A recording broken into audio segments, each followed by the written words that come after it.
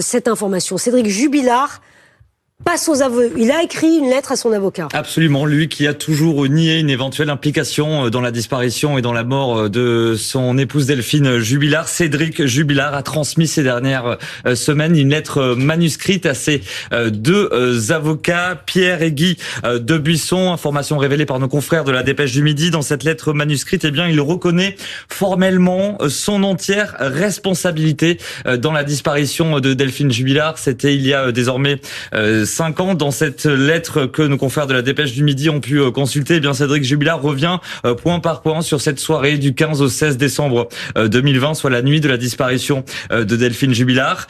Pour l'heure, Cédric Jubilard réserve les détails des circonstances de la disparition de son épouse à la justice. Voilà ce que indique l'un des deux avocats, à savoir Pierre Debuisson, nos confrères de la Dépêche du Midi. Cédric Jubilard qui a toujours nié son implication. Vous le savez, il y a eu ce procès en octobre dernier à Albi, où il a été condamné à 30 ans de réclusion criminelle.